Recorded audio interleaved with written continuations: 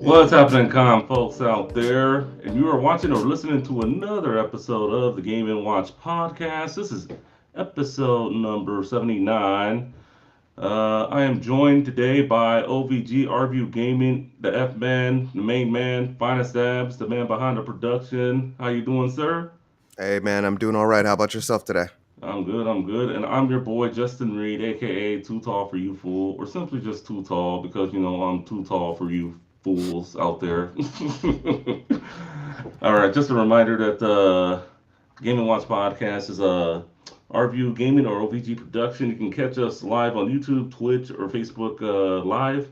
We're on all platforms wherever you choose to listen to your podcast. Please donate to the show.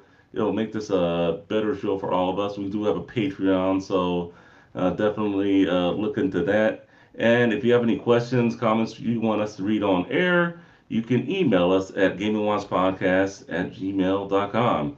So all our personal links to our social media platforms will be in the show notes, along with the stories that we discussed today for this episode. And we have a pretty exciting one for you guys today. So let's get started. But before we get started, how you been doing this week, man?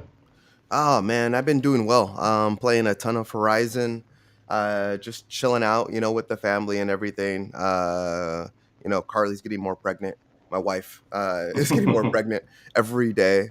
So Oh yeah. can't wait for that little guy to pop out. Henry's getting more interested in video games. My son, he asked to play Spider-Man Oh wow. earlier this week. He's like watching me play, and he's like, no, no, no, no. He's like, that game right there. And I'm like, what? And he's like, Spider-Man. And I'm like, whoa, kid. I'm like, okay, like let's put on some Spider-Man. So I was playing. I gave him the controller, and yeah, he took it away. He was doing somersaults. He was climbing buildings. I mean, he was just pressing random buttons. But like he would see, like he's getting it. He like see what a button does. He presses it. He's like, okay, I'm doing a flip, and then he'd do like 1,000 flips, and then he's like, okay, like press this button, and then I'm like, here, try this button right here, and then I like showed him how to like swing. Like I'm like, just hold R1, like I like put his finger on that, and I like started him out, and then like he just kept on tapping it and just swinging. It was great. It was a great dad moment for any dad that loves like their son playing video games and stuff like that. But yeah, other than that, I'm doing great. A great week, a great weekend. Excited to Um, be talking video games with you, brother. oh yeah. Well, before we move on, Henry just had a birthday this week, didn't he? He did. Yeah, You weren't gonna man. tell. You weren't gonna tell the I, audience that honestly, he Come on, man. Come on. Honestly, I forgot. So he just turned 3. Yeah, his And his birthday. birthday is also on another special day. Well, kind of a funny day. Well, I don't even know what day that is. What's that? Mario Day. Okay, okay. Okay, come Yeah, on, man. I know you've been out of the Nintendo phase for a while, but come on, yeah. it's still a funny I don't, day. I just don't care about Mario Day. But anyway, how are you doing? I've been good, you know, just been playing some games for the most part. I finished Assassin's Creed 2, so you know that was fun. Mm-hmm.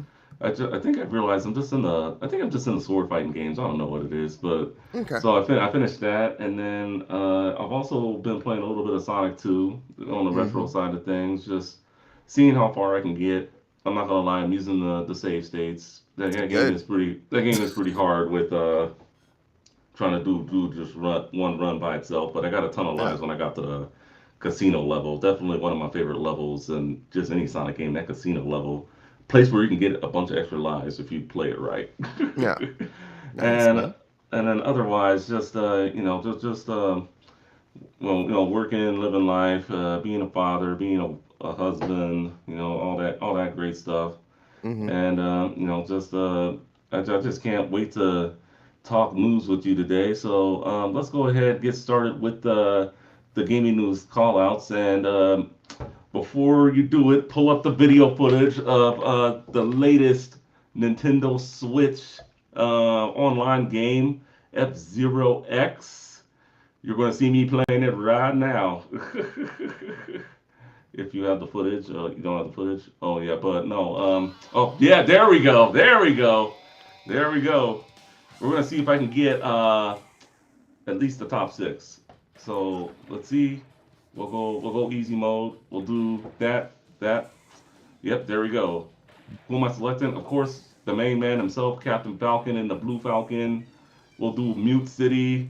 Let's see how I do. Finance. Do you think I get the top six? No, I've seen you in racing games. Oh, spot on. All right. So I got off to a bad start there. Got off to a bad start, but we're going to keep going though. We're going to keep going. Yeah. You might as well just quit now, bud. No, but I'm not quitting. I'm going to keep doing it. Come on, man. Yeah, this game is so fun, and one secret about this, growing up, even though I had a Nintendo 64, I did not really play this game, and I don't think a lot of people did. I think it was kind of hard to find now that I really think about it. But I mean, you had the original one for Super Nintendo. I mean, you look at this and then compared to the Super NES one, what are your thoughts? I mean, it looks. I mean, it looks great for a I guess a polished up version of F Zero. Uh, It Damn. still looks very ancient, but I mean, at least it's in a playable state, and I think that's the most important part in terms of like bringing these games back and having them accessible to a new generation and all past generations. Because when I think of F Zero, this is how it looks in my head, you know. Yeah, So like, but going back on the Super Nintendo and playing it, it's it did not nothing. age well. Yeah, it did not age well. Yeah, so Yeah. this is nice. All right, I'm on the final lap. Let's see if I can do this using all my energy. Ooh, Come on. man, Ooh. Like I said, man. I'm just saying top six, top six. Can I get top six? Filling up my energy, filling up my energy. Let's see here. Come on. Yeah, it's just it. Yeah, I mean, definitely, this is where like Wipeout had to got inspired, right? Just I don't maybe a know. little bit. Did I don't know. Was this? Yeah, I guess F Zero did. Yeah, top six, man. Oh my, you got sixth. Top six. That's all I was Yeah. hoping for. Top six. Uh huh. Yeah. Congratulations, I guess. I Yep, mean, yep, yep, yep, yep. I guess you got some type of score. Yeah, you got 71 points. But yeah, yeah, man. Yeah, we just wanted to do something new for you, video viewers. If you guys liked it, you want to see me play some more games, or find us play some more games, or Mark, Matt, whoever, you know, if they ever come on the show, and they, you know, if you want to see something, just put in your request, email us, let us know in the comments. Hmm. We will take requests. But yeah, just in case y'all didn't know, F Zero X is available now on the Nintendo Switch Online service, and Yes, I was a sucker. I bought the service, unfortunately. You're always talking about how you don't have money, and then you go and you end up buying, these all these subscriptions. You just said like Well, you need to get rid of all these subscriptions, like yeah, yeah, I know, probably I like know. probably like 10 episodes ago or something around there. And then here you are picking up really expensive subscriptions. Yeah, well, I mean, well, the good news with Nintendo is it is a gear, so I mean, I'm not tripping too much. And the other reason why I got it too was because the Mario Kart expansion. I'm looking forward to those tracks, and Yeah. I was thinking about just buying it just a la carte by itself, but it was just like may as well. But one thing I will say, if you are going to get the Nintendo Switch Online service, the expansion service, at least for N64 games. I would recommend if you can't find the actual N64 controller, try to use a knockoff one. Retrobit has a good one called Tribute 64, and I believe Retro Fighters is working on a wireless option as well. So if you guys want more information on that, I can definitely give you more information in the show notes. But yeah, because I'm not gonna lie, playing that game with a modern controller was a little hard there, but for the most part. And you do get the Sega stuff also, but I got my wireless Sega controller ready to go if you guys want to do that. So, um, enough with the Nintendo news, at least for the online service. Let's move into another delay alert, or shall I say, delays alert, or delay alerts. Two more games delayed. Um, we'll get into it. Forspoken, which we'll be talking about a little bit later on the show, and we will also be talking. Well, we won't be talking about this game later, but yeah, Forspoken and uh, Advance Wars one reboot 1 and 2. So yeah, both those games got delayed, and well, Advance Wars I was gonna pre-order it, but I guess this is a good thing. One, I get to save some money, and Hmm. two, I get to focus on other games such as Elden Ring, and I can actually try to finish off Wargroove now because I was only like maybe halfway done with that game. Yeah. Wargroove is actually a pretty long game for those Yeah. that don't know, so it's I mean, I had dropped off on it for a minute, but I was playing it again, just trying to get myself psyched up for Advance Wars, and then this happens. Yeah, So no, this is good news. I honestly I think this is good news. advanced Okay. advanced wars, like like there's actually like quite a few, strategy games that just came out. Hmm. And then quite a few that have just recently been announced. So I think this is actually in well, triangle strategy just coming out. I think this is in advanced wars favor. And then I think people aren't quite hyped for Forspoken. So I mean, with it, like people not being hyped for it, and with everything that's coming out right now, we have everyone playing Elden Ring. We have Tiny Tina's Wonderland that's coming out. People are jumping, back into Horizon in between like Elden Ring. Cyberpunk came out with a new update.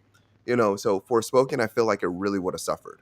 Like it Yeah. really would have suffered coming Yeah. They, out. they, they gotta yeah they really gotta do a better job of just these release dates, not just between the first party companies but the third party companies as well. Just I But you feel don't just like know. Like yeah I you're like understand. okay, this is the timeline that we're shooting for. Okay, let's shoot for this month, and we'll announce the release date on this day. And then you do it, and then in between, like while you're waiting for that day, all these other people are announcing, and you're like, okay. You're like, okay, well, it's still okay. And then you finally do your announcement that like, hey, we're gonna be talking about Forspoken, or we're gonna be showing this game, and then like more people are announcing games like after that point, and it's just like, oh, it's like, oh my gosh, like all of a sudden, like you announced or you plan to do this release date like years in advance or like months and months in advance, and then all of a sudden like you have 10 other games around you. Oh man, but Forspoken, I mean, it looks all right. I was more excited previously, but since I've been in all these other games, like I'm You not put it on as the back excited about it right burner. now. Yeah, Yeah, you put it on the back burner. Just be yeah. honest. No, I did, and I wouldn't have picked it up right now. But come October, now I might. Just we'll see when October comes, like because I don't know what October looks like.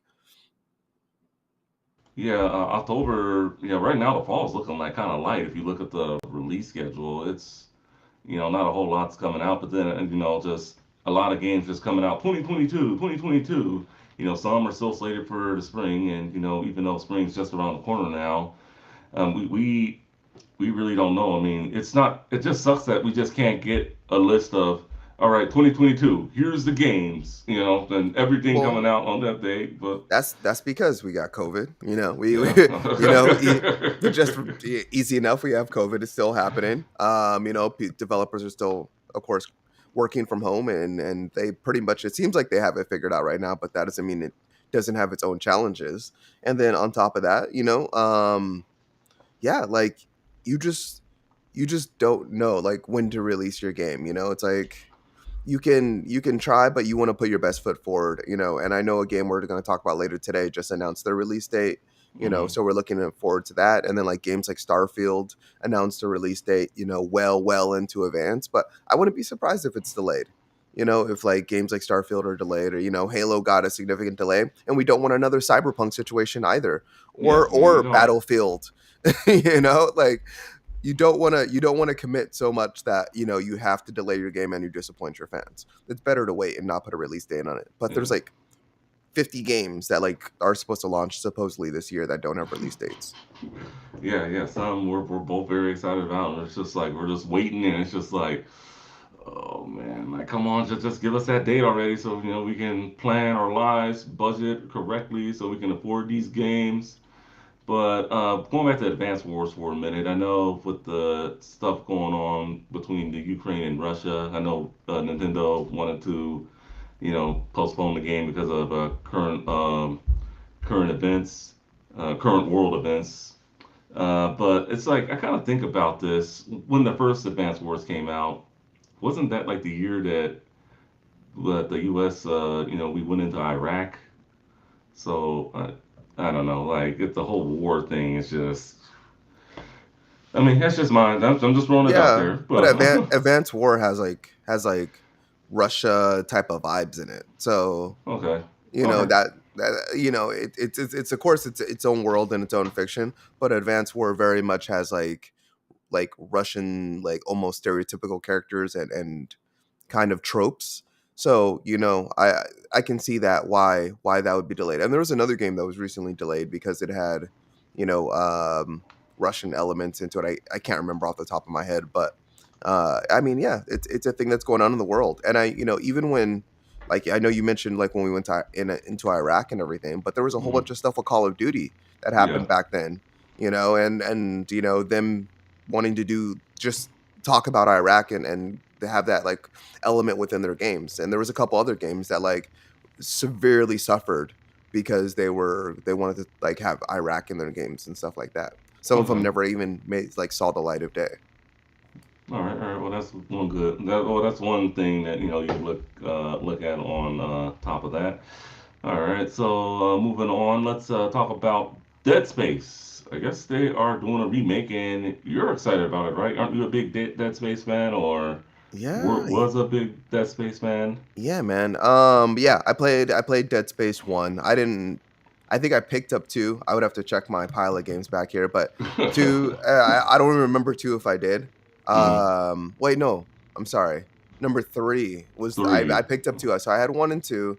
Number 3 was the co-op one that I never picked up, but um yeah, I did like Dead Space. It was like the one of the horror games that like I was just like I was invested in it. Like I don't like horror games. I don't like being scared of my games. I don't like sitting up in the middle of the night and just having like the atmospheric torture like happening and going on. But yeah, no, Dead Space was absolutely incredible. It's an incredible game for its time. It's aged significantly well, but Mm, just like pardon me, but just being able that's to all good. like cut like the limbs off necromorphs was like revolutionary for its time, and then they still kept on coming. And yeah, just the atmosphere was absolutely incredible, man. It was. Oh, and then the health bar in the back, like you in the image, like on the screen right there, like Oh, that thing, the blue thing. yeah, the blue thing is this health bar. So it was like a third Okay. person perspective. And as you're going through the level, like the HUD was super minimal. And that was like revolutionary too. It was such an awesome feature just to have like this neon health health bar, like on Isaac is the character's name. Hmm. And as you're getting attacked or losing life, like you just see that getting lower and lower.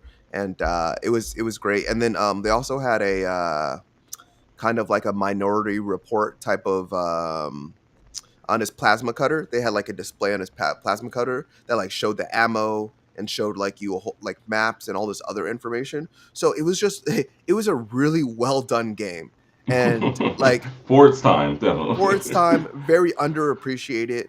And then EA Motive is bringing it back, and this is just such like a great great game to bring back. Like at like all the series to bring back. Like this is like one that just if you get it into people's hands, especially people that like Resident Evil 2, or Ghostwire Tokyo, or what was that game that Kojima PT? Like if you PT. like those type of games, you will like Dead Space. This game is going to be absolutely incredible when EA Motive brings it back, and they just did like an announcement with I forget the other podcast. It's slipping me. Khalif's podcast. Um, yeah, I'm gonna. He's Spawn on me. Spawn on me. Okay, I Spawn remember. on me. Spawn Okay. on me podcast. Khalif just did like an interview with the with EA Motive about what's going into Dead Space and like everything that's happening behind the scenes and the technology that they're putting into this game. And they're really like it's not just a remake. It's like really like, or it's not just a remaster. It's like a remake of this game. Like they're not just making a one-to-one a one-to-one copy of the game, just improving graphics and fidelity. They're very much like making improvements in the game's lighting, in the levels, in the gameplay, and all this to like really make it better. So super excited about this game. It's going to be even scarier. So I'm a little bit afraid, but All right. I'm definitely gonna pick it up in early Well, I 2023. guess if you like to get a thrill out of horror movies or anything gruesome like that, then this might be right up your alley. Definitely, the Dead Space. I can't say that I've played the games myself, but I've heard nothing well from you and just other reviewers out there, just how good the series is, and how it was back then during its time. Just the only thing I heard was just it might just scare you a bit. So, anyway, moving on. Russia legalizes piracy in response to sanctions and boycotts. So I guess with companies putting bans on sales ban on video games in Russia, I guess they've responded and they've been making piracy legal. So I guess those ROM sites you can go to like Torrent Freak or just any of those like ROM sites you shouldn't be going to. They're you can do it and apparently they won't care. So I mean, and it's one thing if you're just doing this from from the retro perspective, but it's looking like they're just allowing it through the current perspective. Like newer games like Gran Turismo 7, Horizon Forbidden West, Elden Ring. Like if you want to pirate the game, yeah, just do it right there. I mean, what's your thoughts on what Russia's doing legalizing piracy in response to these sanctions and boycotts? I mean, my thoughts are like this is very much to essentially kind of retaliate against the companies that Mm-hmm. Russia feels retaliated against. Um, you know, I really not entirely like sure about like the whole logistics of it, but in reading the article, I'm gonna go ahead and just take this snippet right here. Um, let's see. Okay. So actually, no, I won't even cite this, but um, yeah, I don't know. It makes sense. It definitely makes sense. I mean, Russia's been cut off from everything from like fast food restaurants to just everyone. Like they are the pariah of the world right now. So it's a little, yeah, it makes sense. It's Yeah, I mean, you're gonna see a lot of pirated games and I mean media in Russia because that's yeah. what they have to that's what they have to do when they don't Yeah, yeah, have anything right normal. now. Same thing with movies also. So it's yeah, a lot of stuff that's pirated and yeah. I mean, yeah, you're probably gonna see that for a while because who knows when it's gonna end. I mean, I know there've been peace talks, but they've been called off every time I turn on the news. So I mean, hopefully everyone Ukraine, you're definitely in my thoughts. I mean, we stand with you. So, just hopefully they can just, make peace out there and we can get back the people of Russia can get back to the way things were, at least when it was, coming to watching movies and, playing their video games, not having to go the piracy route, because it's one thing if it's something that's like old. Not that I'm encouraging piracy, but, at least this new stuff, I mean, let the developers get their money, so, I mean, that's all I say.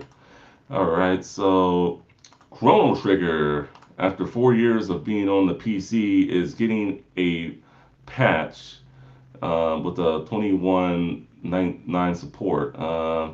So looking here, it's looking like let's see, it's very positive so far on Steam, and then so Square Enix improved the operability, increased auto battle speed, more save slots, and an extra section added to the smartphone version of the game. Who would want to play the smartphone version of Chrono Trigger? Well, that's the thing about the game. Like this game is one of the best RPGs of all time, and it still hasn't received like a proper port other than the PC and the mobile version. Yeah, So I mean, this is the only places you have to play, which is very very surprising, and that's why everyone was so like kind of like upset about the Chrono Cross remake that yeah, was just announced a few weeks back, you know. But it's good to hear that like Chrono Trigger like isn't forgotten about because man, this game is so good. The yeah. ending is so good. The just the overall gameplay, the multiple endings, the art, is absolutely incredible. So the fact that it's getting updates, so it's more viable on newer software and hardware. I'm sorry, newer hardware, not software. Um, is a step in the right direction. I just wish that they would bring it to other consoles, or that wish Mhm. they would bring it to all consoles, and just Yeah, really yeah, make it available. kind of like the Final Fantasy Pixel remaster. Now I know that just came out recently, and maybe we'll see more more of those games come to the console side. But it's just like, how come you're just doing Steam and mobile when it comes to these games? These are good games that console players will play if you put it on your consoles. Hmm. So like, I don't understand it. I mean, Yeah. Nintendo missed too. I mean, they could have put it on its SNES Classic a few years ago. I mean, now I know you could easily hack the thing and add the ROM file yourself if you want to go that route, but it's just one of the greatest games ever. Not to mention Super Nintendo games ever. Hmm. Should have been on that console. I mean, yeah, on that mini console. But I mean, it's good to see that it's getting the love it deserves from Square Enix and that it definitely isn't forgotten about. All right, so Evo 2022 announced its lineup, and I know you're excited because you're a big fighting game fan.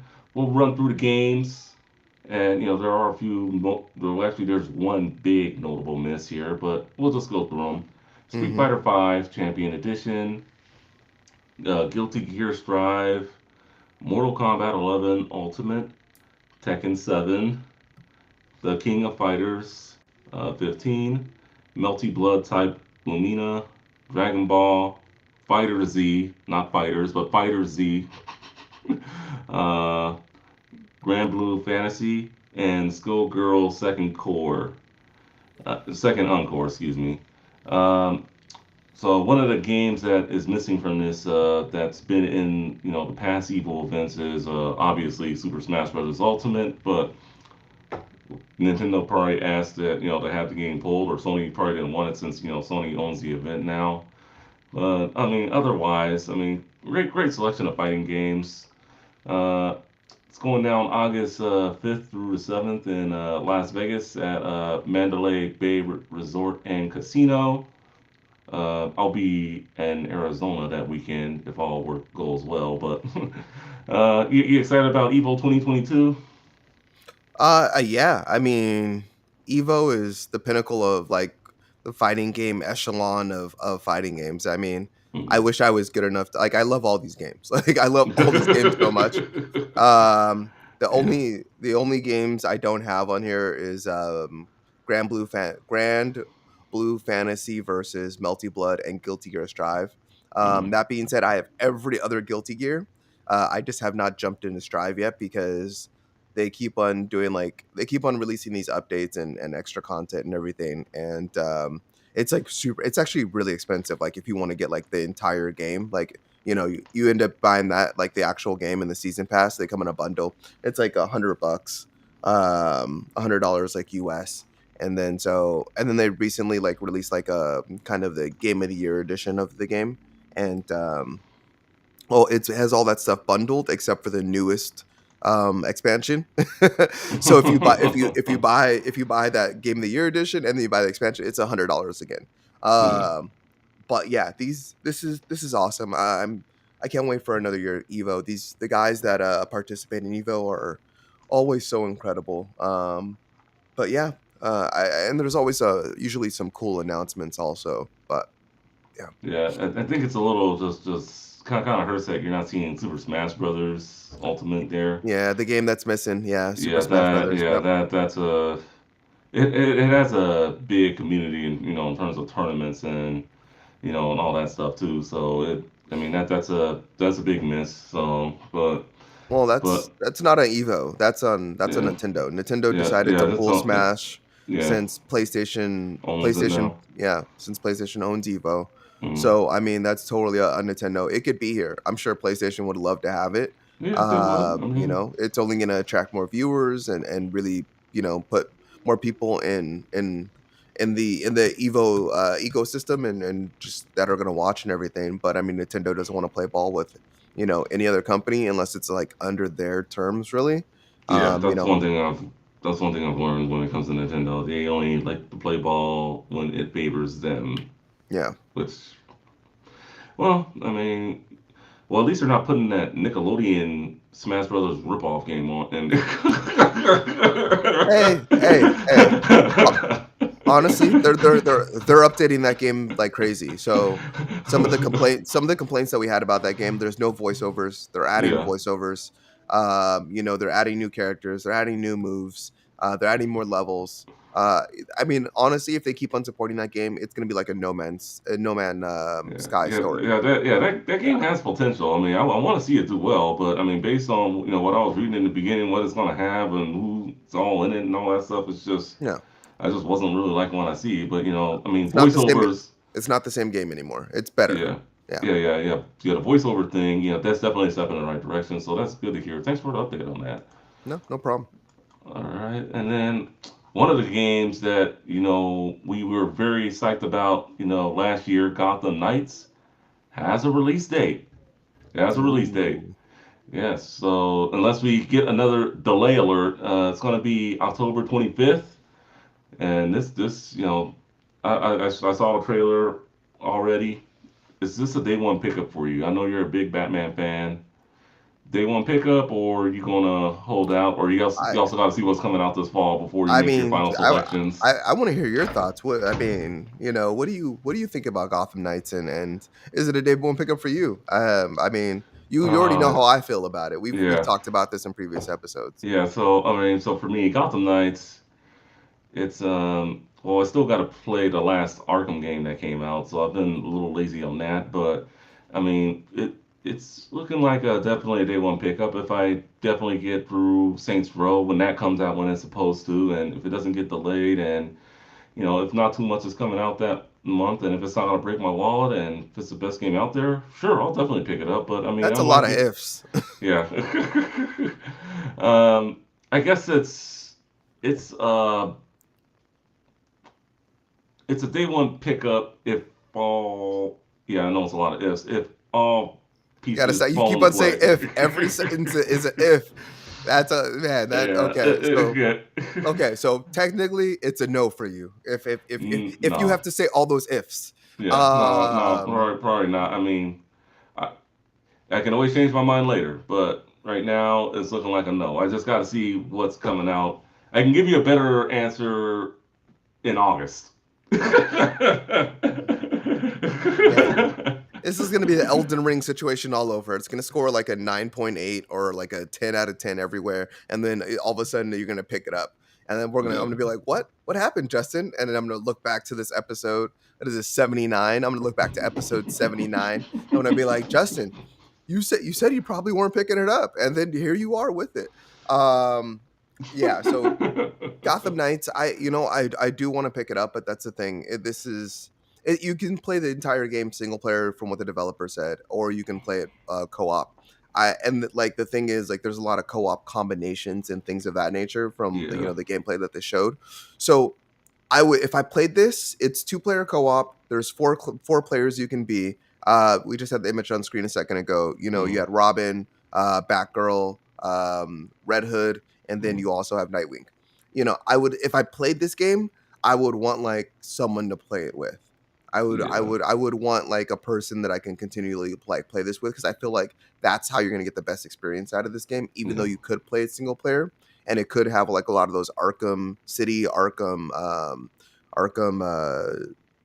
Elements. Asylum. Like, Asylum. yeah, like, Asylum. yeah, I feel like it will probably have a lot of those elements. But it's going to be kind of taken to the next level in terms of like co-op and story and things like that. And this is they very much said it's going to be an open world game where you can, where there's going to be a story path that you can follow. So I'm curious to see more. Yeah, I do want to see more, definitely. With the delay of Suicide Squad, I think this is what everyone's looking Yeah. to in Yeah, terms of like Suicide sequence. Squad. Now that's probably gonna be a day one picker for me.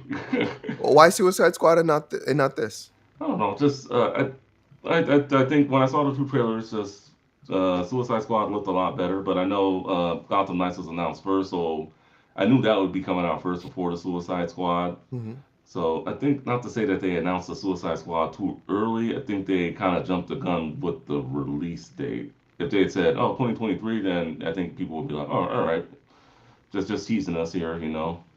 So in terms of like what game looks better, I actually think Gotham Knights looks better Okay. in terms of like graphics Mm, and storyline and plot. I think like the disappearance of Batman, the Court of the Owls, and all seeing all that. I think that's way more interesting than another silly Suicide Squad game. But mm, that I still think Suicide Squad would be like tremendous fun. It's gonna have that co-op aspect also. So I think it's just different worlds, different stories, or same world, different stories. But I think the vibe is going to be different. I think with Suicide you get that like kind of like romp, like silly romp style. In terms of gameplay and mechanics, and it's going to be very much like the movie Suicide Squad.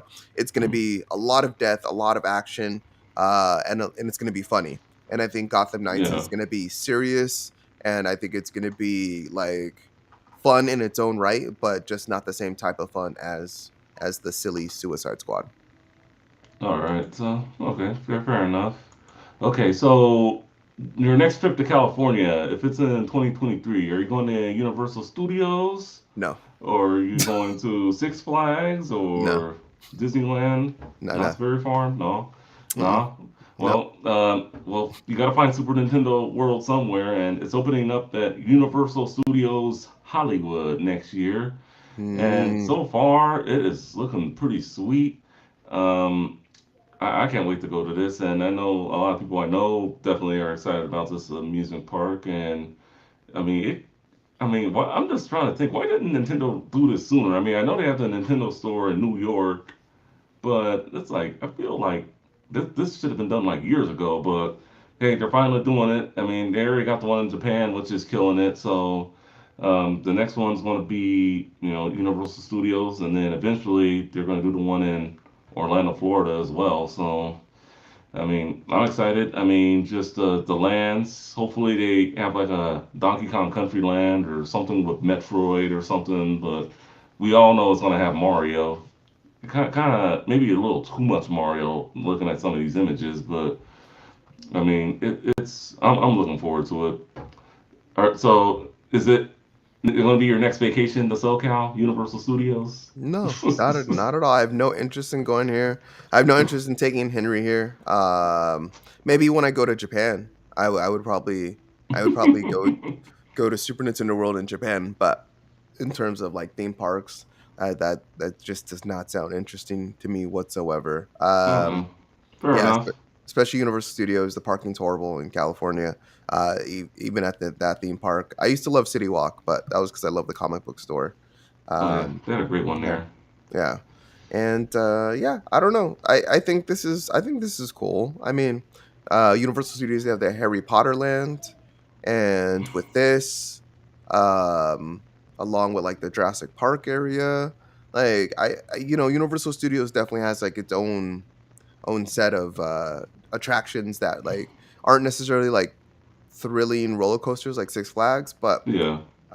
yeah, I think this is cool, and I'm not surprised Nintendo didn't do it earlier. They just needed the Hmm. right partner because I don't think Nintendo is fronting the bill for this. Yeah. It's very much like Universal being like, "Hey, Nintendo, like, can we use your IP?" And Nintendo is like, "Yeah, let's do it, and you got to do it right, and we're gonna oversee everything." Yeah. Nintendo, if you think Nintendo is not like has like a fine tooth comb going through every detail about this, you'd be wrong. Nintendo is very much like they don't mess around with their brand and their IP. That's why you see so Oh. much Mario, like Hmm. because they like Mario's their go-to, and like they just want that to be represented, and they want that to be a brand that's not exclusive to video games, and they want it anywhere and everywhere. That's why we're getting the movie. That's why we're getting we were getting mobile for a while. Then now we're getting the theme park. Mario is going to become very. It's already iconic, but it's going to Yeah. become Even more iconic beyond with icon. the Yeah. So yeah, kids, family members, everyone's going to know it.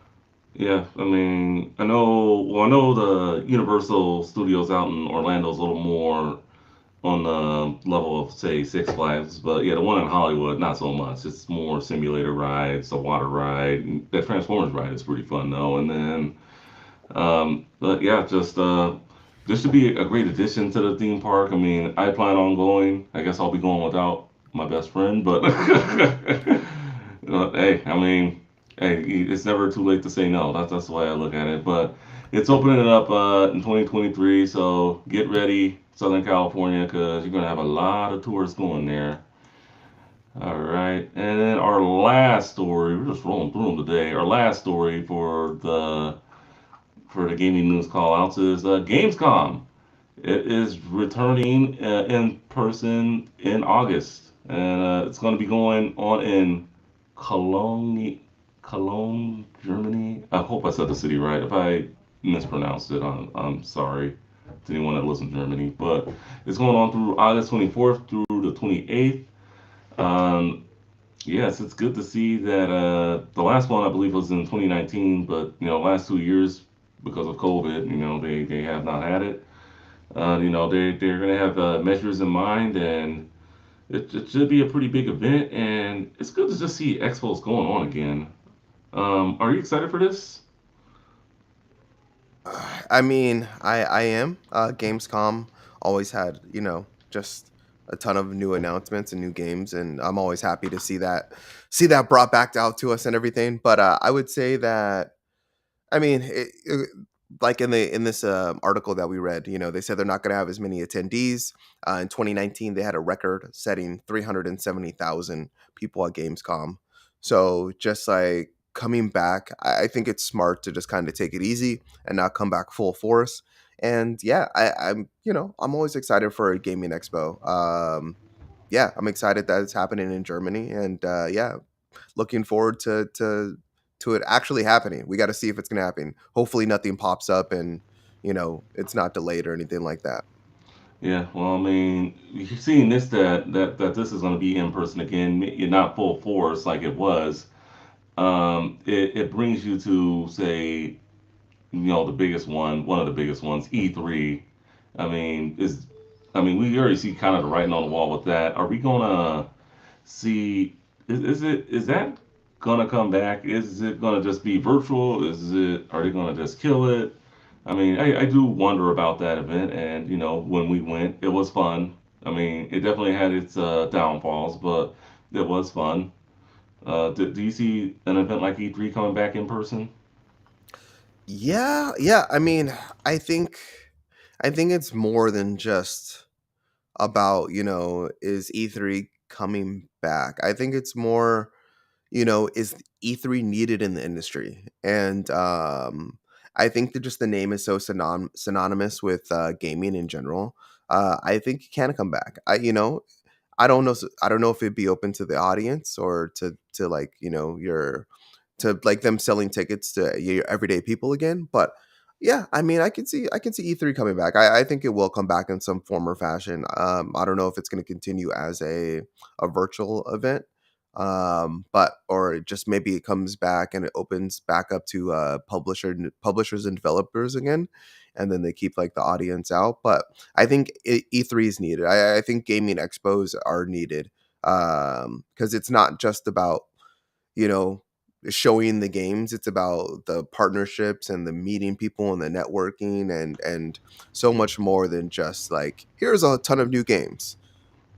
Yeah, I mean, I think the community and definitely what you said there, networking is what people want to see. When it comes to events like E3, Gamescom, or even like your local expo in your local city. Just, I mean, I feel being with the community makes the gaming community stronger. And I got that sort of feeling when I went to the SoCal Gaming Expo a few weeks back. So I mean, it was good to be there, good to just see people, good to play some games, buy some games. So we need that in the industry. We just don't need to see people, in their homes or whatever, just be like, all right, here's the list of games coming out. Just buy them. I mean, what makes video games great is being able to play them with the people you love, and and just sharing those experiences, talking about them like we're doing on this podcast is great.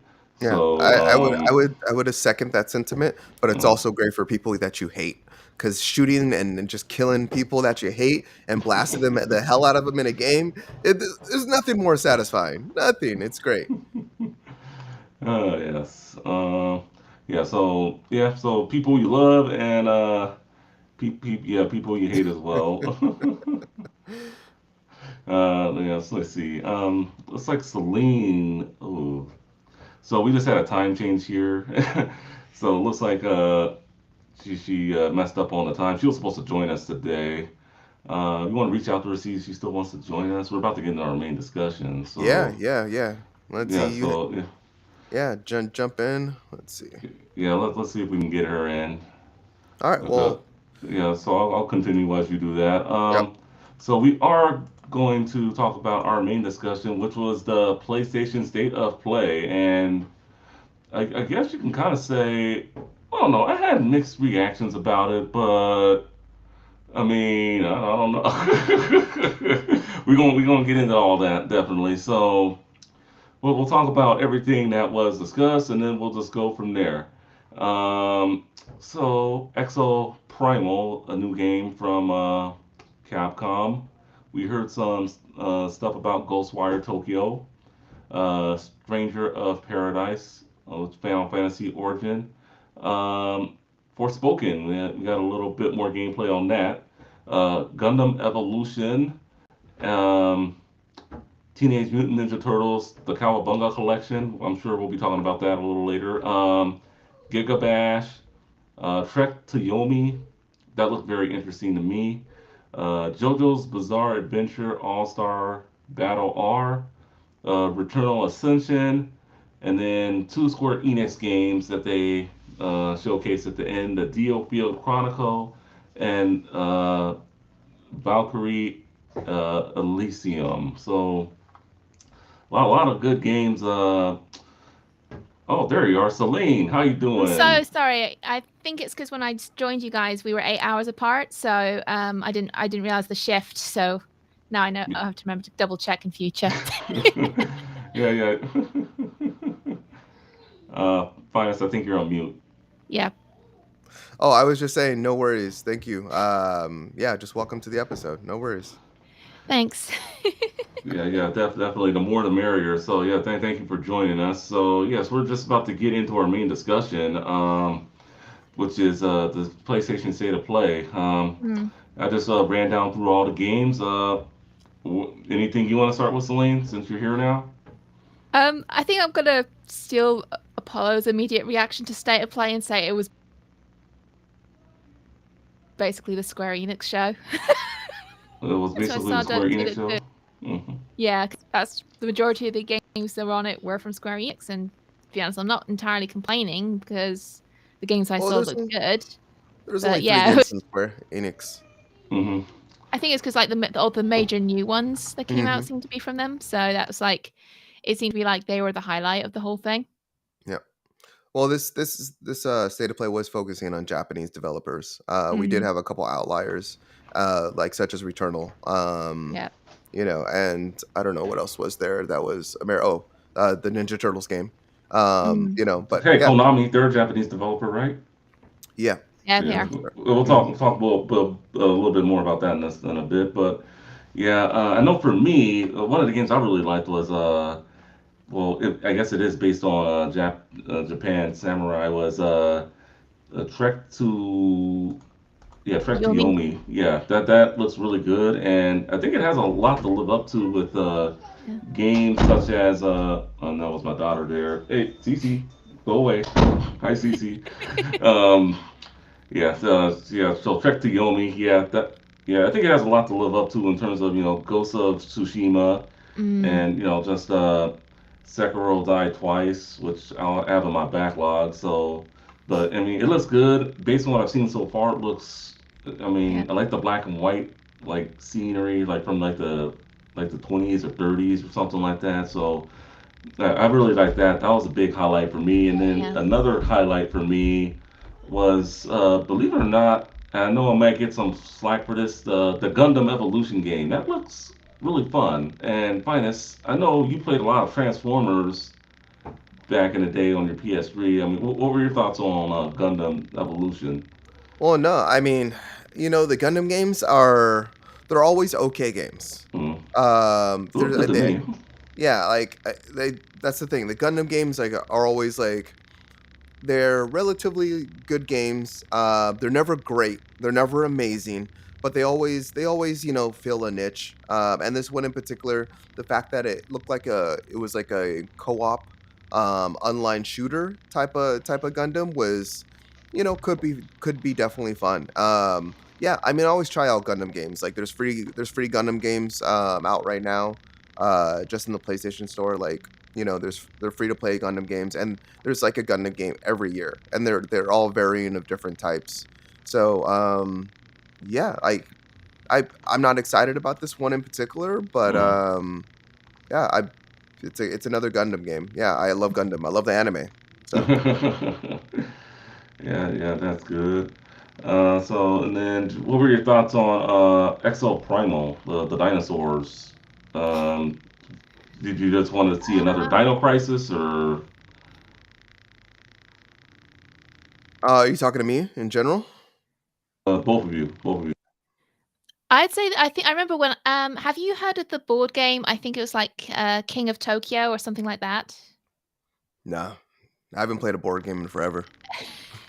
Same here. Um that was my immediate reaction because Apollo and I do well. What we used to do before the pandemic really hit was we used to go to former colleague of his to for board games twice a month.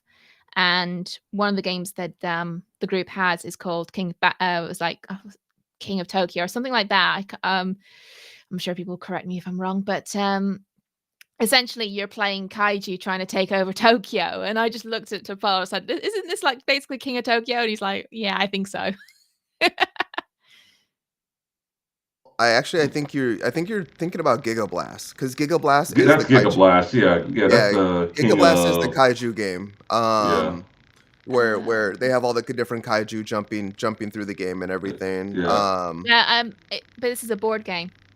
Oh, well, I mean, I think Hang on, you're let me like just look it up. comparing it to Giga Bash because yeah, that was like more like the King of Fighters kind of Yeah, thing where you just I destroy the cities. I'm Yeah. bringing it up. I'm bringing it up right now. Give me 1 second. But the Exo Primal was very much like it reminded me of three things. Like a lot of people kept on saying Dino Crisis, and I'm just like, no, I don't. Just because it has dinosaurs in it, like, does not automatically mean Dino Crisis, like whatsoever. Well, that's what Uh, people are gonna say. I mean, yeah, Mhm. I just because it came from Capcom, like they saw people saw Capcom and saw dinosaurs, so people are immediately like, "Oh, Dino Crisis," and I'm like, "No, no, I didn't see that." But a lot of the things that I did relate to in terms of like the conversation around the game was it Mhm. very much like seemed like Anthem because everyone's in mech suits, and then yes, you did have dinosaurs falling from the sky, which was I think is awesome. But in terms of actual gameplay also it kind of reminded me of what's it called, what is that other game? I just had it in my head. Anyway, yeah, Exo Primal. It kind of reminded me of. I'm sorry, and Overwatch. Is kind of what it reminded me of in terms of like everyone working together to complete like a mission. I know, like in Mhm. Overwatch, like it's very much a MOBA, but there are like story based missions where all of you are trying to achieve a goal. So yeah, I don't know. Exo Primal seemed pretty cool. In terms of the kaiju game, I do have that one right here. So this is Giga Blast right here with all the kaiju and everything. And then this one reminded me of Godzilla War of Monsters. And there was also another game just called War of Monsters. And it's kaiju game where you're destroying the city and just a fighting. It's basically a brawler, like you're all just like in the cities like trying to take down each other. yeah, You had pretty much. your Yeah, pretty much Rampage. Just well, that's just you're just destroying the city, but yeah, your 3D Rampage. See, but yeah, I Oh, mean the game was. Oh, I'm about sorry, that. what were you gonna say? I said that came without warning. I'm sorry about that. No, you're totally fine. Yeah, but Rampage, like I like not even Rampage, like I loved Rampage back in the arcades, but War of Mm. Monsters was like a game that I loved on my PS2. It was Yeah. also like a game I played with my nephew a lot, which was like kaiju fighting, and just like Mhm. all battling each other and things like that. And then Godzilla War of Monsters on the GameCube was also like a big one that like me and my nephew used to play. That was very similar to this type of game. Yeah. all right. So yeah, that does it for that game. And then what about we already spoke on a little bit of Forspoken. Were you impressed with any of the gameplay? Gonna potentially pick that one up when it comes out. We know it did get pushed back as we talked about earlier on the show. Mhm. Yeah. I mean, me personally, like the gameplay looked awesome. There was one particular part where she spawned a surfboard, and with that surfboard, like she used it for traversal. Like she like was gliding in the air and then she spawned a surfboard, went instantly into the surfboard, and then like rode that like through like a river and then instantly went into like a combat scenario where she started attacking enemies. I think the graphics looked really good. It's on the Luminous engine, which we haven't seen. We've seen a little bit of during Final Fantasy 15, but I mean, I'm excited the game got pushed back. I think there's a lot of potential in the game, and I think the game will only benefit from more polish, working out bugs, and making the gameplay like a little bit tighter. All right, and then another game, JoJo's Bizarre Adventure All Star Battle R. I'm just gonna be honest, this did not really interest me. So, if you guys liked it, you can try to convince me why it'd be a good game, but it kind of was just like, yeah, next when I saw that one. Returnal Ascension's getting an update, so that's also a good thing. And then maybe I think maybe I agree with you to an extent, Celine. Maybe the the Square Enix games, Steel Field Chronicle and Valkyrie Elysium, they did steal like the last part of the show.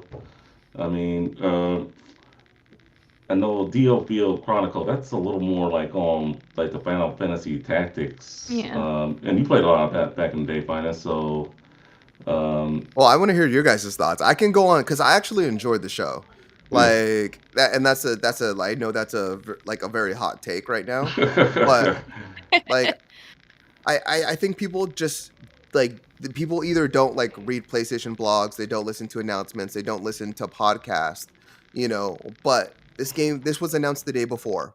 It was announced the day before, so to reduce hype. PlayStation came out and said this is going to be direct, like this is going to be about indie developers. This was a state of play.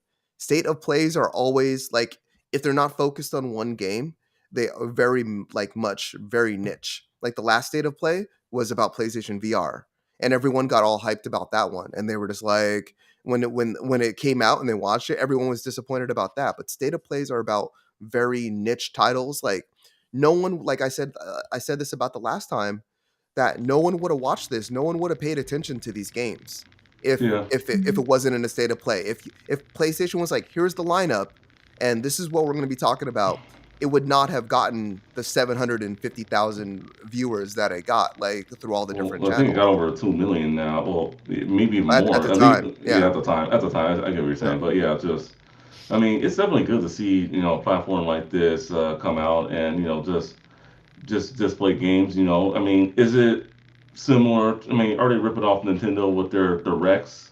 Yeah, I mean, I'll call it the way I see it. But I mean, for the most part, I mean, I think the show was a good show. I mean, No, you uh, don't. Why? yeah, No, you don't. okay. I don't believe you for a second. What did you enjoy about the show? I haven't heard anything positive from you so far about the show. Okay. Well, I mean, I told you about Trek to Yomi. All right, hell. Fine. The Yeah. Cowabunga collection. Even though it's going to be on everything, it was the highlight of the show. We'll talk. We'll get into it. I know you've been wanting to talk about it. I didn't even put it on the outline because I was this close to giving it its own segment, but I'm just like, no. It came on the state of play. Let's talk about it with the state of play. So let's get into it. 13 games. Well, 24 if you include the 11 Japanese ones, and it is a big. It's going to be a big deal. It's you're getting a lot of games. The arcade game, the Turtles in Time arcade game, the original NES game, which was the hard platformer that no one could beat. I mean, I think that's what people will probably be using the rewind feature for. You got two, the arcade game, the Manhattan Project, the Tournament Fighters on the NES, Super Nintendo. You got Turtles in Time, the Tournament Fighters for that one, for the Genesis, the Hyperstone Heist, the other Tournament Fighters. Yes, there are going to be three Tournament Fighters in this one, and then the three Game Boy games: Fall of the Foot Clan, Back from the Sewers, and Radical Rescue. This is, if you do the math, that is a total of 13 games, which is going to be on sale for $40. Yes, it's going to be on everything. Yes, they are going to have physical releases as well.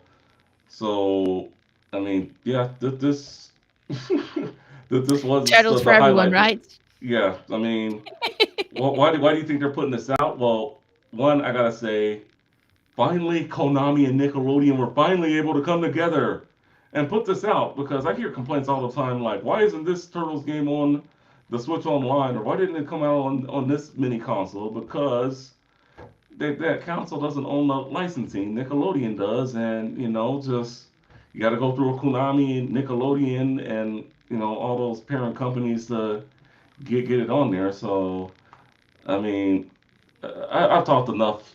Finest, you love the Turtles as much as I did growing up. What are your I thoughts? I actually want to know if Celine has any thoughts on this one. All right, Celine. Um, so I think we talked about the turtles on a previous episode I was in, and I made passing comments about the butchering. There was the European version because of issues with nunchucks back in the 80s and 90s. But I haven't actually played many of them, so it would if Apollo and I pick it up, I'll probably have a spin at a couple of them. Some of them will probably be hard as nails, but I did enjoy Streets Yeah. of Rage. So if the arcade games are anything like that, then I should have a barrel of laughs with it.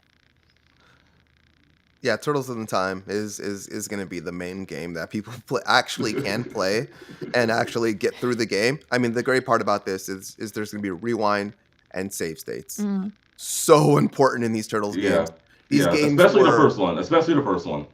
like every Game Boy one, every one that was on every like platforming side scrolling Ninja Turtles that was on the NES Yeah. and Super NES was just hard as nails. These games were no joke.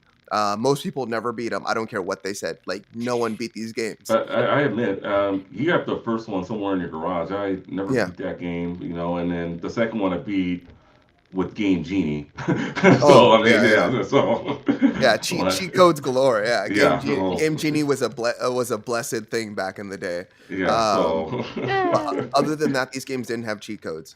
could be Um, worse. yeah, what's it could that? be worse. I don't know Yeah, because how. uh, you don't watch Larry Bundy Jr. then if you don't, because there are games that are deliberately made difficult because they're not finished. Yeah, but these aren't those games. I don't know. These games came out so long ago. We don't know what the Yeah. developers were thinking. I think it was all part of like partly because of hardware, Yeah, and the hardware amount of limitations. time and money limitations. Like all Arcades. Enough said. Yeah, yeah. They're yeah, Well, I mean, they're balls to the wall hard so they can get more coins out of you. yeah, yeah. But only a couple of these came out on arcade. So I yeah. mean, Only but two of them did. yeah. So like the rest of them were on consoles. Mm. But my favorite one, besides Turtles in Time, was the Tournament Fighters, because they came out with the three different versions of that game. They're all essentially the same game, but they all had small changes to them in terms of characters. Like only like about 4 characters were changed out of each game, so they're all relatively the same. So it was very much like a Pokemon type of thing. Like Mm. you had to get the red version, the blue version, and the green version, and they all had different cover art. But I used to go to Blockbuster all the time trying to hunt these games down, and it was just a lot of fun. It was like one of my favorite fighting games back on the Super Nintendo, and yeah, I'm so excited. I'm gonna get to play these games again, and I'm so excited. And it's in a really comprehensive compilation. Yeah, Mm. 13 games. This Yeah, is 13 games. That's a lot of games, and I don't think the European version will have Hero Turtles. I think that's what you were referring to, right? Yes, Yeah. So yes. No, somewhere I think in like the 2000s, maybe 2010s. I can't remember when exactly. They did return to Ninja Turtles over here. So I guess someone realized that being overly protective about nunchucks was a bit dumb. Because that's what it was. yeah. Poor Michelangelo. He's the comic relief, and he got the brunt of it. They should have just gave him like 2 bread loaves on like with a chain in the middle, and then he could have just swinging that around.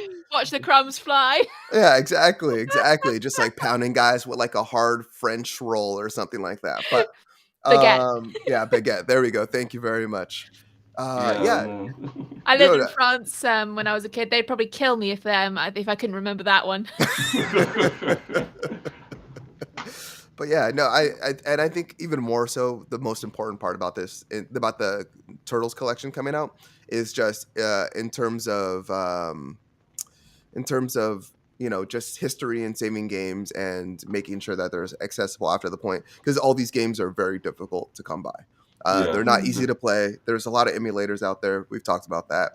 Yeah. They're accessible through different means like that, but just having a compilation that is accessible to everyone, that's built for that's built for like TVs of a modern age, and you don't have to have like projection TVs and things like that.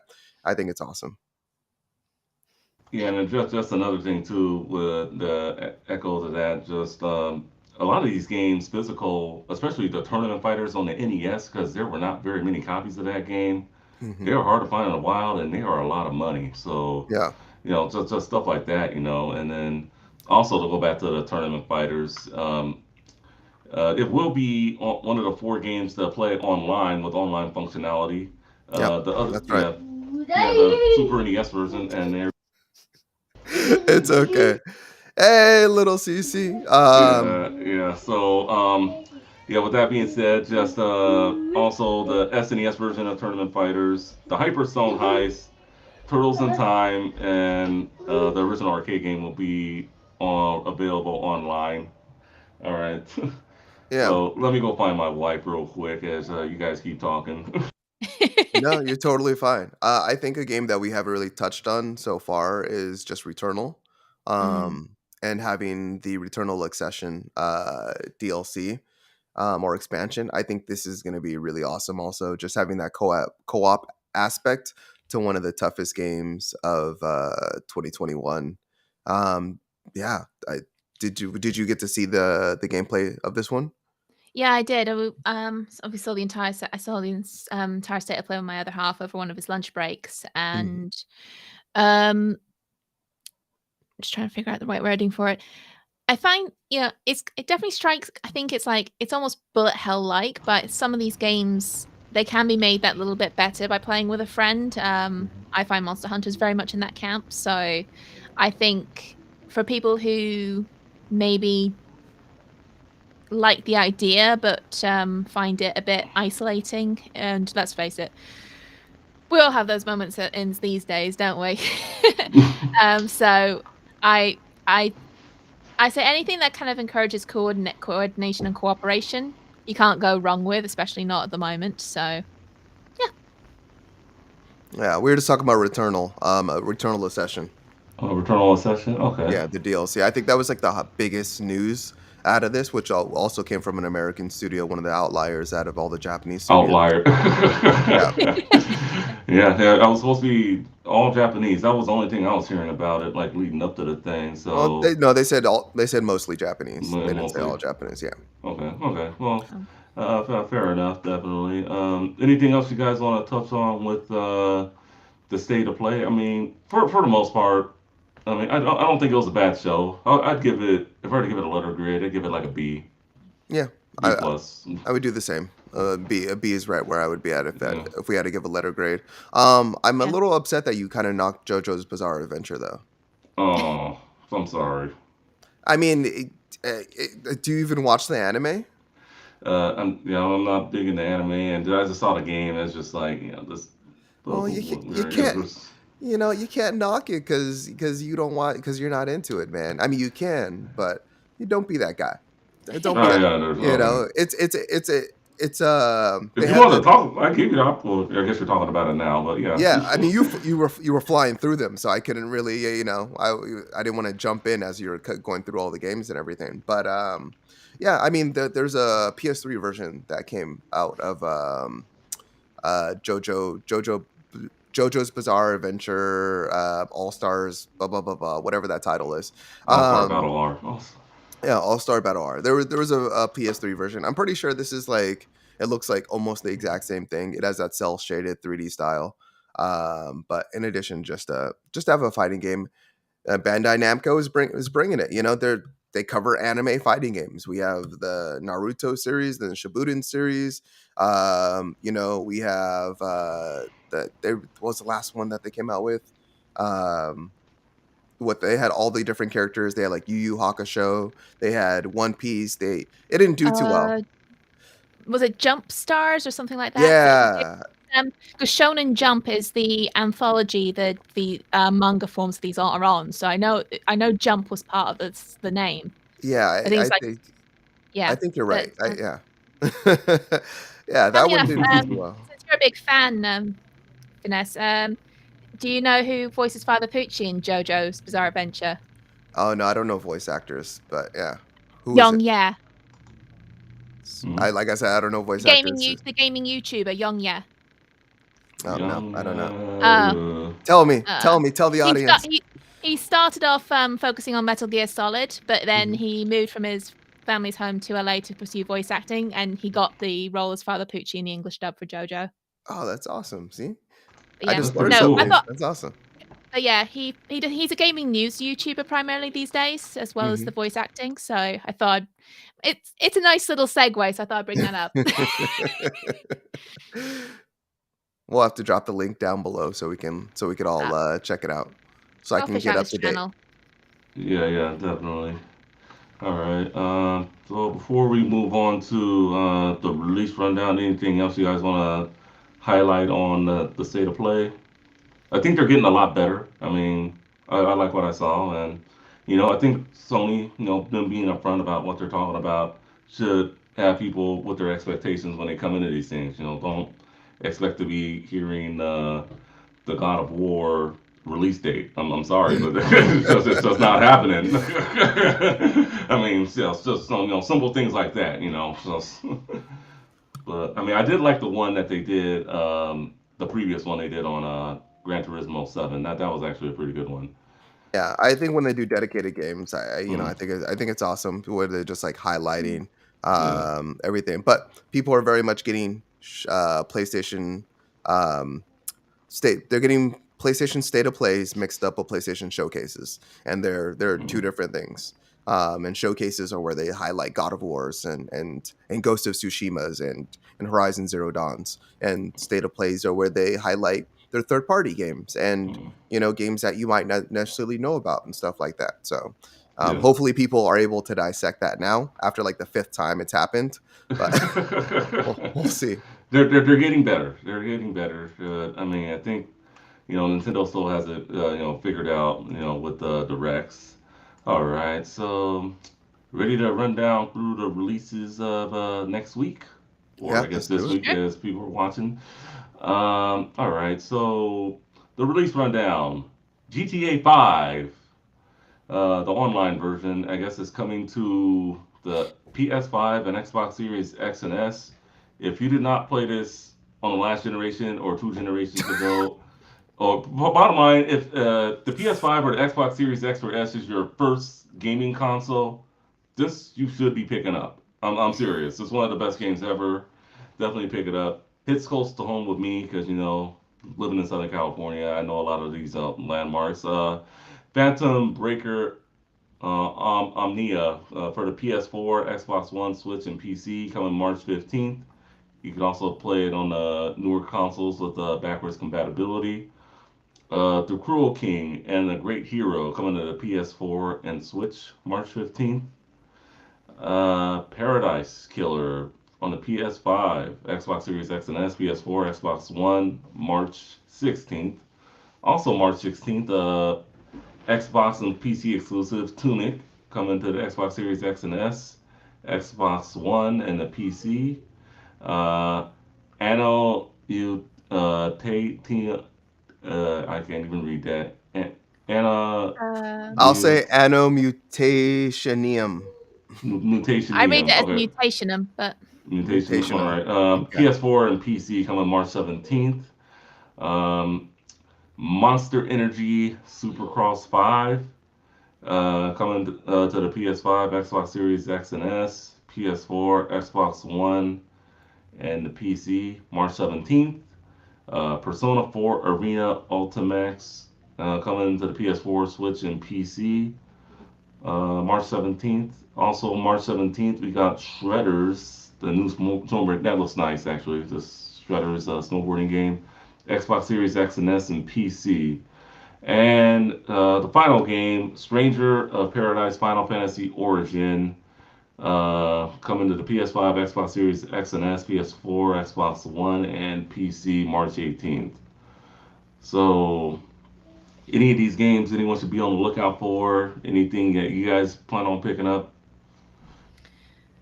well, Persona 4 Arena Ultimax is by the same people as Blaze Blue. So if you enjoy that kind of style of fighting games, I do recommend it.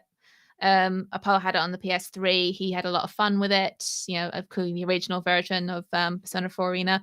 Um, the others, I think I need Tunic looks adorable, I have to say. But I think with the others, I definitely need to do a bit more digging because I do try to be a bit more. I'm trying to be a bit pickier with my games at the moment. Yeah, I hear that. Yeah, no, I mean, I would say the same thing. The Persona game is this is actually the second one that they've made of the Persona game fighting series, and so yeah, Blaze Blue is absolutely incredible. I love Blaze Blue. Also, they also make Guilty Gear, which we've talked about a little bit in this episode. Also, that's Arc System Works, I believe. Yes. Yeah, and so yeah, those are just like the best fighting games ever. And they also did Dragon Ball Fighters. Mm. Fighter So Z. and they and they did Grand Blue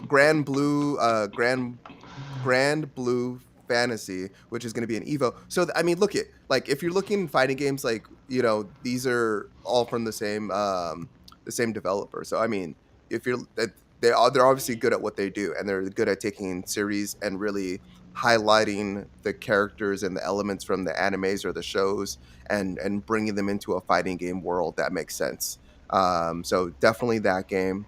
Um, Stranger of Paradise recently got a demo on PS4 Yep. and PlayStation 5. I think this might be one of the worst Final Fantasy games ever It made. I would have to say if you are a fan of Neo, which was also I think was that also published by Square Enix? I can't remember. But Apollo's review of it is it very much it's Final Fantasy meets Neo. So if you like those two things, you might kind of be interested in it. But don't go into it expecting a Final Fantasy game. It's very much its own beast.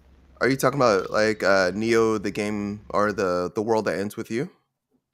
No, yeah. So the first one, the Japanese style Souls like game. Okay.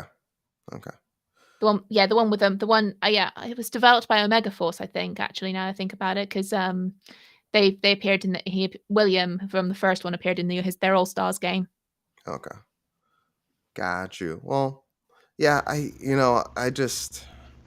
don't know. I know there's correlation with like Final Fantasy 1, I believe, with this game. Yeah, it's the same world. Yeah, Because same world. It's set in. It's because the demo starts off in Cornelia, which is the capital city in the first game, if I understand correctly. Yeah. I didn't get into video games proper until 2000. So. Well, I mean, that's awesome the that first you Final remember that. Fantasy game. Yeah. Well, my brother. It was because the first proper console we got was on my brother's 10th birthday, and he's born in 1990, so it's quite easy to remember. Nice. Oh, okay. Yeah. Yeah, so that makes sense. I don't know, and I haven't heard anything from the demo. So I'm kind of curious to see. I know the public reaction was pretty negative when they first showed that gameplay. So I'm curious to see how that does. I'm curious to see how it plays. Maybe I'll go try the demo and talk about it on next week's episode. Pull myself away from Horizon for a little bit. That's gonna be a tough one. That's gonna be. I said a little bit. A little bit. Tunic, yeah, like Celine says, it looks adorable. I know this one has been in development for a long time. Xbox has showed it at several just like press events and things of that nature. So I'm curious to see what that little Zelda-like, that little fox Zelda-like is going to bring to the table. I'm a little curious about that also. And then Shredders, I mean, that looks like a pretty nice snowboarding game. If if you're into snowboarding and you got a Series X or S or PC, want to try something new. I mean, I'm kind of curious about. I mean, I'm not curious. I would say I don't think it looks good in terms of like. I haven't heard anything about it till today. Like, have either one of you heard any press about this game prior? Like, not really. I mean, I was just looking at screenshots. It looks all right. I mean, just. If you're looking for a new snowboarding game, why not give it a try? But I mean, I don't think it's going to like any other consoles or like the Xbox One. Or... Not that it looks bad. I just don't think it looks fun. Okay. I guess it's just kind of one of the. It's like other sports games in some ways. If you're not into the sport, you're less likely to get into the game. Well, that's the thing. I love snowboarding. I'm an advent snowboarder, and simulation snowboarding just doesn't relatively do well.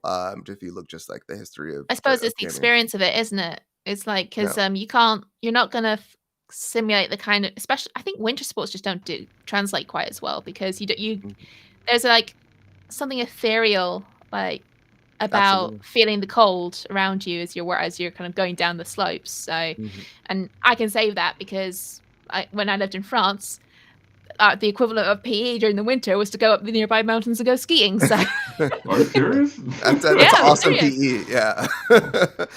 And then in summer it was swimming. I went to school in the wrong country. Yeah. But yeah, no, it's you're totally right. It just really doesn't translate well in terms of like gameplay to that. But that's why they have games like Cool Borders, like back in the day, did excellent, was very arcadey in terms of like, that style 1080 was pretty arcadey for the most Yeah, part. 1080 SSX did Uh, extremely well, a series that I wish they would bring back, but Oh very yeah. much Riders Republic and Steep have like taken that, kind of realm and really provided that fun snowboardy type of feeling. Steep didn't do tremendously well. They had a ton of DLC that came out afterwards, both Ubisoft games, Rider Republic and Steep. But Riders Republic, I was hot for a quick second. People said it was a lot of fun, but it seemed like it dropped off really quickly. I don't know how many people are really playing that game right now. Who knows? all right. Well, yeah, definitely. So, like I said, my thoughts are definitely Persona 4, and definitely if you don't have the GTA 5 game on your previous two consoles, if the PS5 or Xbox Series is your first console, I guess you gotta get it. Are you, well, it's free for PlayStation 5 owners. Hmm. But have you seen the upgrade path on this game? It's a Uh, mess. yeah, then I'm just gonna stick to PS4 if I'm playing that game right Why? now. Well, it's right there. I still have it hooked up, and then just really no reason for me to upgrade it. But, Well, but I mean, there's going to be a whole bunch of new features. There's going to be new gameplay, new story. There's going to be a ton of reasons to upgrade.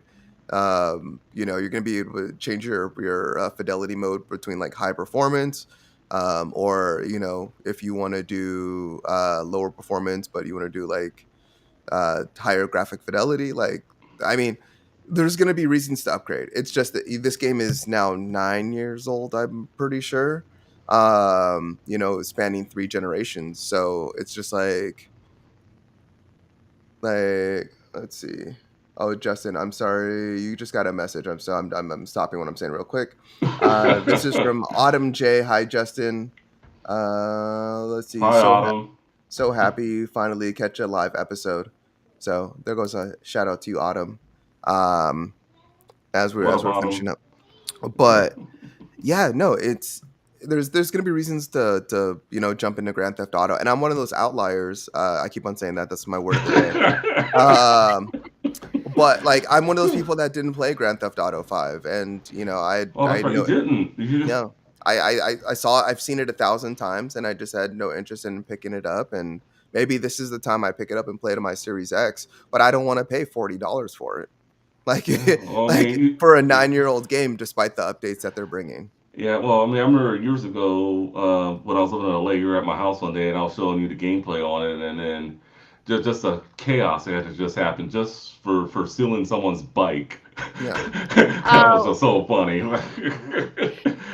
I mean, the one thing I remember about Grand Theft Auto 5, because this is one of those games that I'm not as interested in, but I watch Apollo play it sometimes. He switched to Trevor, and while Apollo was doing something with on the other two characters, Trevor decided to get into trouble for indecent exposure, and he wasn't. And when we kind of switched to him, we found out the hard way. So like he was having police after him and everything, and he was kind of complaining about why he's getting in trouble for it. just it's just a lot of the mischief that just goes on in GTA 5. It's just so funny.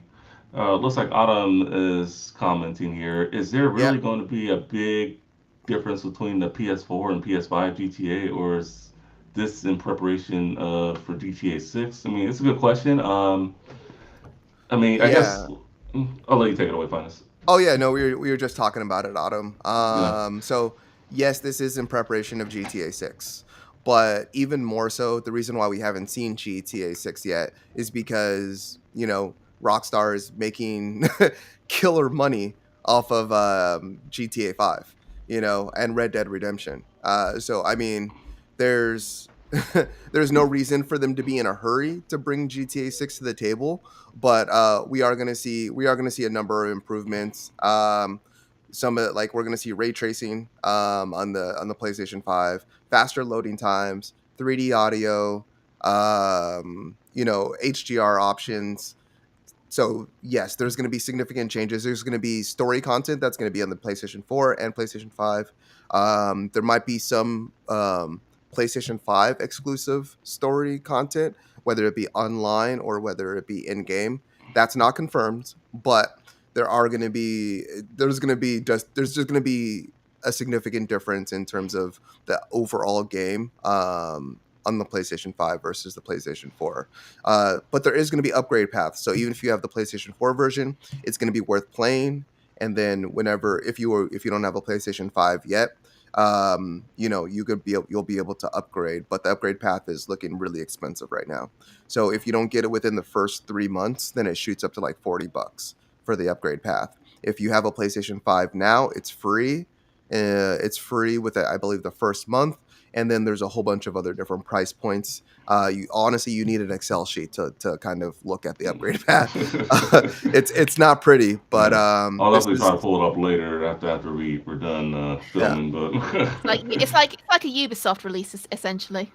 It's worse than that because PlayStation like the prices are different even from like Xbox to PlayStation because if you like been paying attention to it, PlayStation has this subtle partnership with Rockstar in terms of GTA 5, and that's why we're seeing like a lot of this stuff come out to PlayStation 5. That's why it's cheaper on PlayStation 5 than the Xbox One and Xbox Series X. So that partnership, like I've seen partnerships in terms of content before, but I've never seen pricing partnerships. I've never seen like a game come out the same exact time on the separate consoles and then it be significantly cheaper on one console versus another. So it's a weird thing. First time I've ever seen this, but yeah, I don't know. We'll wait and see. yeah, we'll just have to wait and see. And then Autumn also says I'm on the 2025 waiting list for the PS5. Yeah, the PS4 is going to be it's going to be going for a while. I could safely say, especially with the pandemic and everything that's been going on.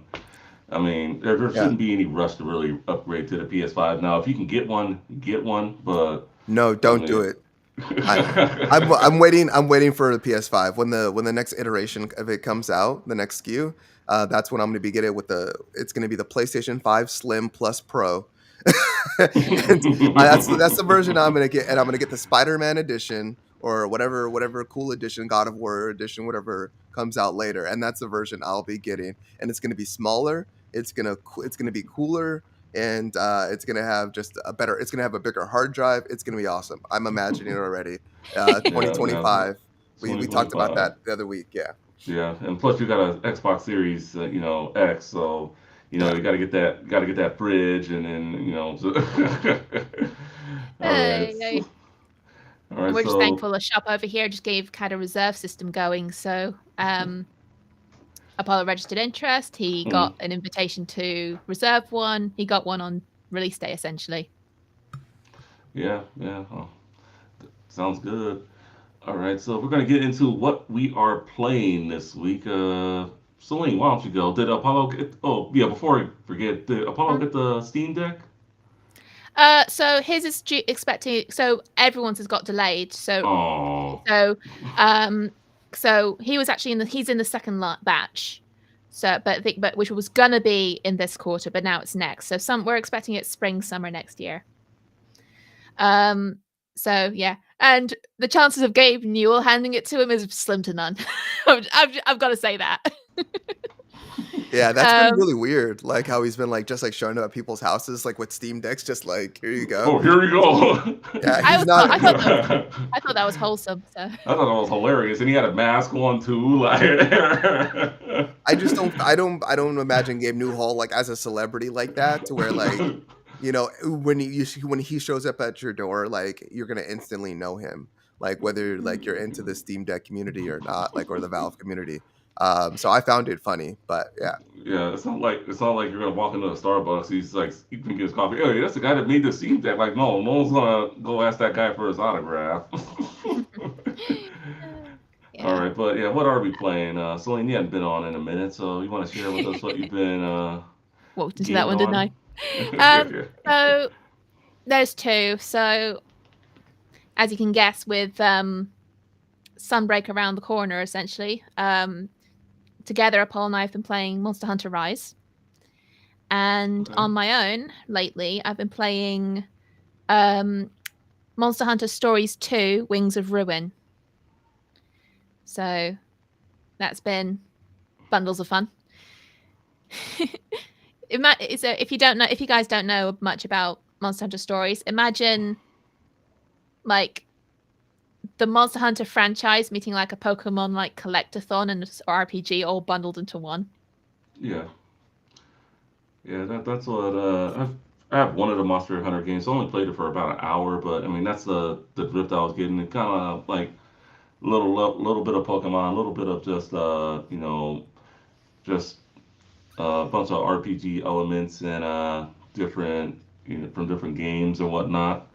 So I I mean, mean, the mainline franchise, it's kind of like sort of like Souls or Neo, and then you got these missions to go out on and to beat these monsters, where the key to victory is reading their movements and managing your stamina, and if you decide to go gunning your ammo.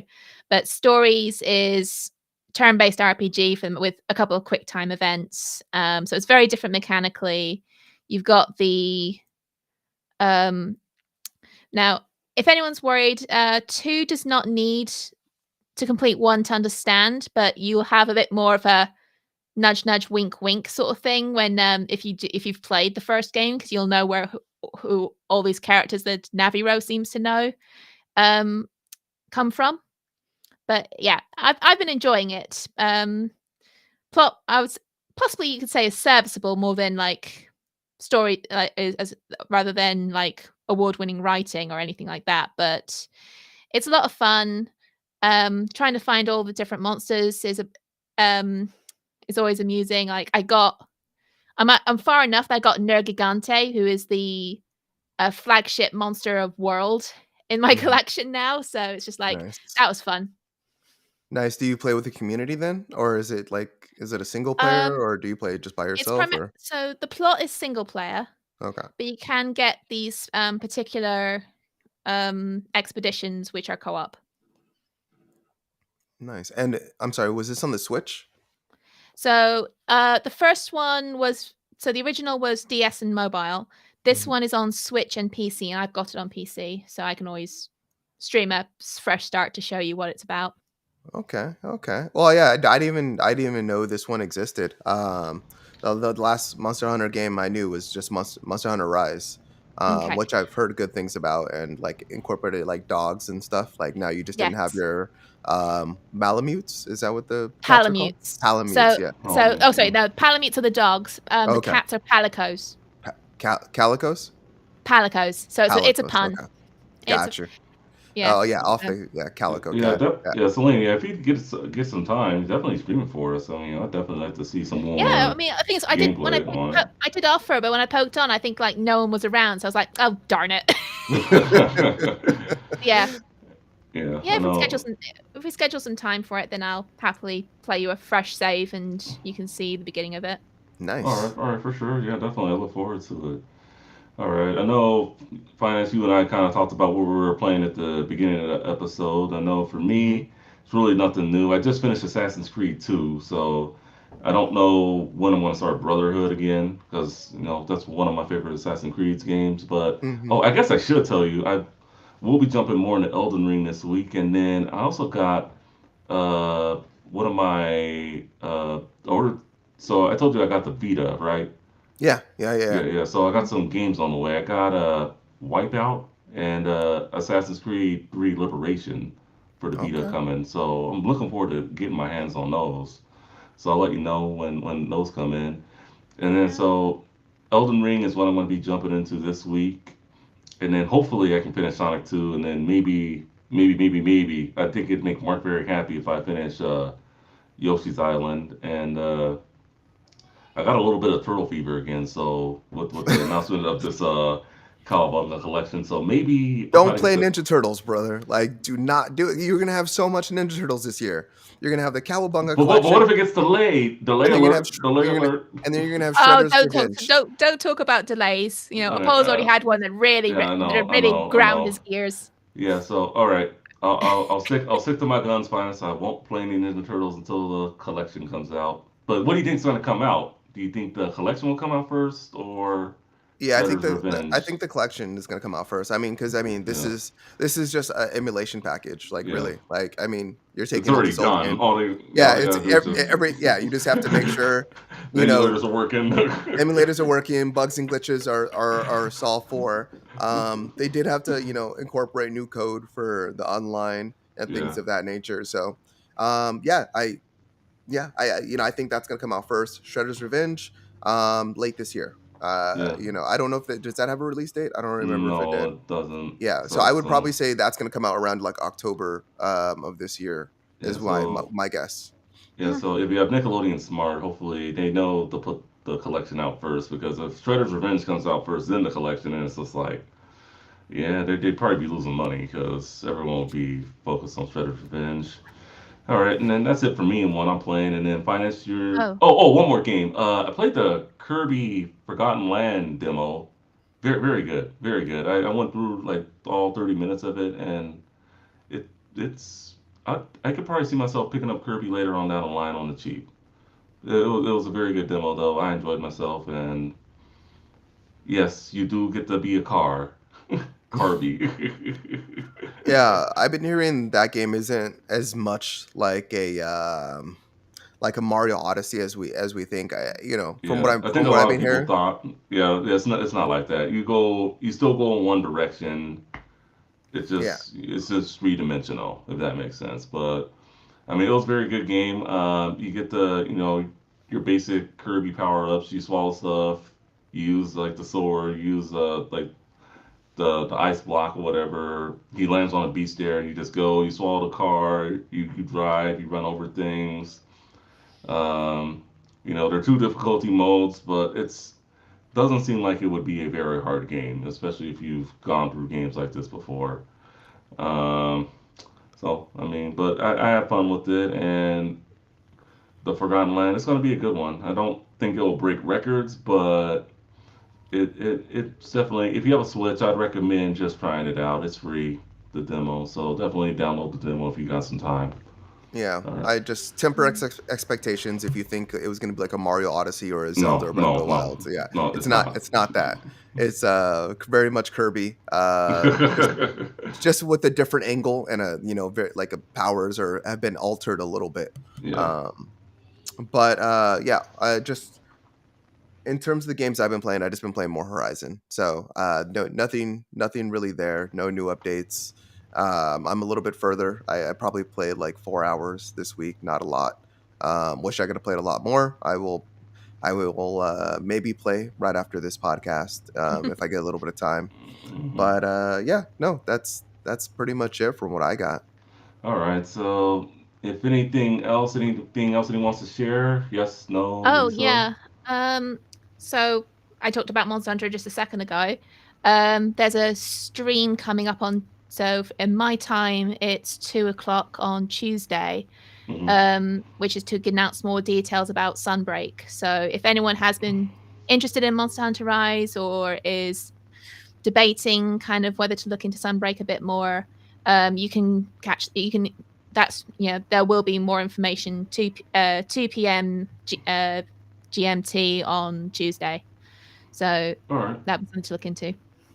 All right. So, thank you. Definitely remind us in our little Discord chat. And And then real quickly before we mm, do exit, Autumn in the chat pointed this out, but Shredder's Revenge did get a release date, and it's August 25th. okay, so it does have a release date now. Yeah, yeah. So that Okay. one's actually coming out sooner than I expected. Yeah, So because we get that a last I checked, there wasn't no release date. But okay. Thank you for definitely looking into that finance. So, mm, Shredder's Revenge, August 25th. So, my guess is Turtles collection will be probably second quarter, maybe late spring, early summer. It would have to be sometime before that. yeah. So, I got plenty of time with the Turtles. All right. So, thank you for that finance. And that is going to do it on the Game and Watch podcast for OVG, Our View Gaming, Finest Dabs. And then Black Cat Celine, this is Justin Reed, aka Too Tall for You Fool, saying so long.